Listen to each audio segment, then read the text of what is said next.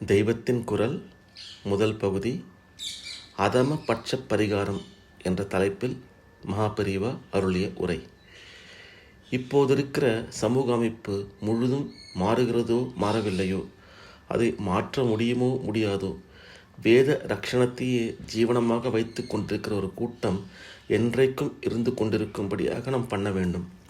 பிராமண ஜாதி என்று ஒன்று இருக்க வேண்டும் என்பதற்காக இதை நான் சொல்லவில்லை. தனியாக இப்படி ஒரு ஜாதி சுயநலத்துக்காக இருந்து ஒன்றும் ஆக வேண்டாம். லோகக்ஷேமத்துக்காகத்தான் அது இருக்க வேண்டியிருக்கிறது. இந்த லோகக்ஷேமத்துக்காகத்தான் வேத சப்தங்கள் ஏற்பட்டிருக்கின்றன. வேத சப்தங்கள் இருந்தால்தான் லோகம் முழுக்க க்ஷேமமாக இருக்கும் என்று நான் சொல்லுகிறேன். அதனால் இனிமேலாவது ஒரு பிராமணன் கூட வேதம் தெரியவில்லை என்று இருக்கக்கூடாது என்கிறேன். பிராமணர்கள் மறுபடி வைதிகத்துக்கு திரும்புவது ஒன்றுதான் இப்போது ஏற்பட்டிருக்கிற இத்தனை கோளாறுகளுக்கும் தீர்வதற்கு ஒரே பரிகாரம் என்கிறேன். குறைந்தபட்சமாக சொல்கிறேன், இப்போதுள்ள பிராமணர்களுக்கு இதற்கான தைரியமோ தியாக புத்தியோ இல்லாவிட்டாலும் போனால் போகிறது. உங்களால் வேத அத்தியனத்துக்கு திரும்ப முடியாவிட்டாலும் உங்கள் குழந்தைகளையாவது அதில் திருப்பியாக வேண்டும் என்கிறேன். அடுத்த தலைமுறையில் வேதம் தெரியாத பிராமணன் ஒருத்தன் கூட இருக்கவே கூடாது. அதற்கு ஏற்பாடு செய்யுங்கள் என்கிறேன்.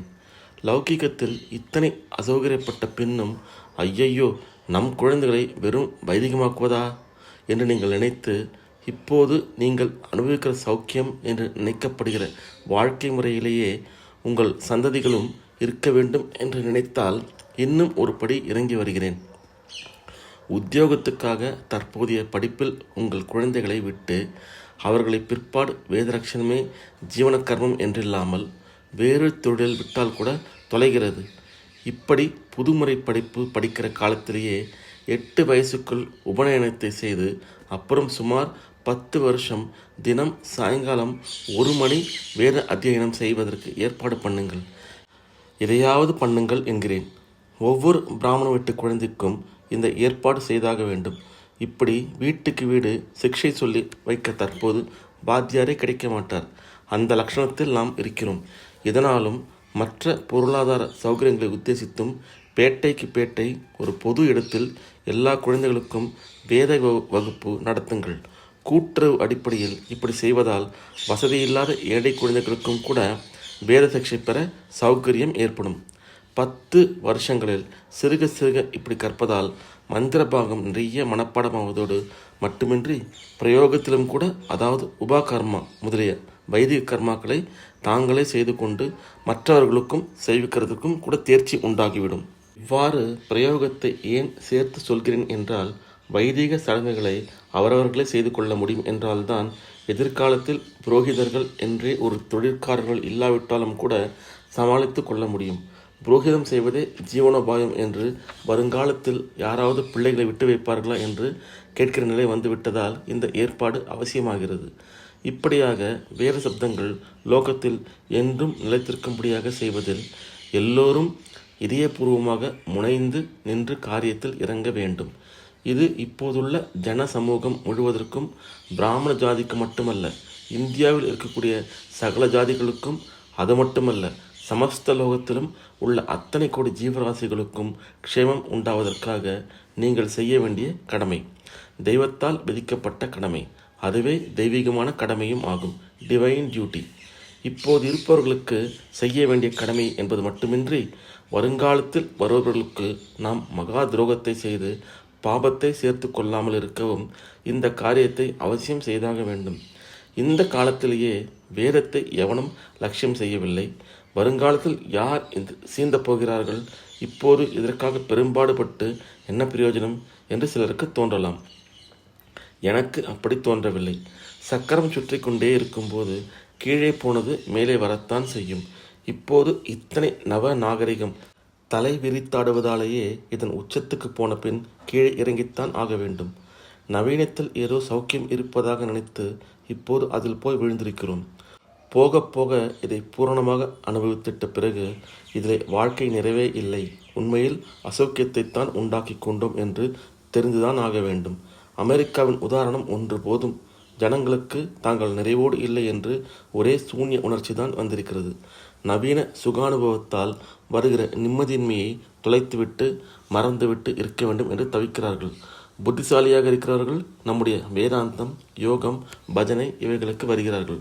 மற்றவர்களும் எப்படியாவது இந்த இந்திரிய சுகத்தை மறந்திருக்கிற மட்டும் விசேஷம் என்றே ஏகப்பட்ட மாத்திரைகளை, டிராங்குலைசர் வாங்கி சாப்பிட்டுவிட்டு அப்படியே தூங்கிக் கொண்டே இருக்கிறார்கள்.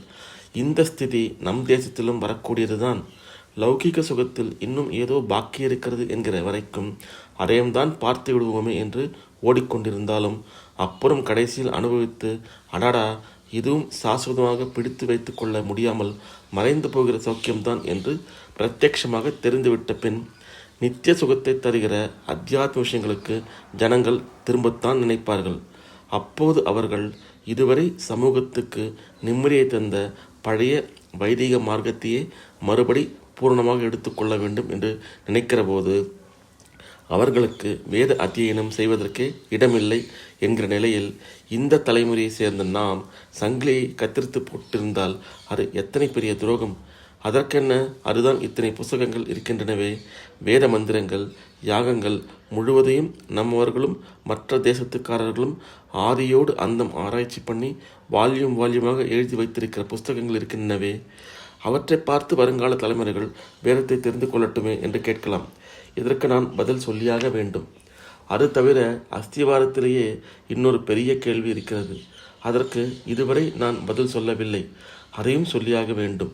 அது என்ன கேள்வி என்றால், வேத சப்தம் லோகத்தை ரட்சிக்கும் என்றால் என்ன அர்த்தம்? ஏதோ மந்திரங்கள் என்றால் அவையெல்லாம் சில ஒலிகள். அவை வார்த்தையாக இருக்கின்றன. அந்த வார்த்தைகளுக்கு அர்த்தம் இருக்க வேண்டும். அவை ரொம்பவும் உயர்ந்த அர்த்தமாக இருக்கலாம். அப்படியே இருந்தாலும் அந்த அர்த்தத்தை படித்து தெரிந்து கொண்டு விடலாமே. வேதத்தை எதற்காக ஒரு கூட்டம் வாழ்நாள் முழுவதும் வாயால் சொல்லிக்கொண்டே இருக்க வேண்டும்? இப்படி சொல்லுவதற்காகவே ஒரு கூட்டம் எப்போது இருக்க வேண்டும் என்றால் எதற்காக? வேதத்தின் அர்த்தம் மங்காமல் இருக்க வேண்டும் என்றால் அதற்கு புஸ்தகங்கள் இருக்கின்றன. புஸ்தகத்தில் இருப்பதை காப்பாற்றுவதற்கென்றே பாரம்பரியமாக ஒரு ஜாதி இருக்க வேண்டிய அவசியம் இல்லையே. அவரவரும் புஸ்தகத்தை பார்த்து தத்துவங்களை தெரிந்து கொள்ளலாமே. ஆனால் அர்த்தத்தை மட்டும் சொல்லாமல் வேத சப்தம் இதுவரைக்கும் வந்திருக்கிற கிரமத்தில் மாறாமல் இருக்க வேண்டும். சப்தத்தை வாயால் சொல்லி ரட்சிக்க ஒரு கூட்டம் இருக்க வேண்டும் என்று சொல்வது ஏன் என்பதுதான் இதற்கு பதில் சொல்ல வேண்டும். அதம பட்ச பரிகாரம் என்ற தலைப்பில் மகாபெரிவா அருளிய உரை முடிந்தது. வேத ரக்ஷணம் ஏன் ஆயுட்கால தொழிலாக வேண்டும் என்ற தலைப்பில் மகாபெரிவா அருளிய உரையை அடுத்த பதிவில் பார்ப்போம். ஓம் நம சிவாய. ஹர ஹர சங்கர, ஜெய ஜெய சங்கர, காஞ்சி சங்கர, காமகோட்டி சங்கர.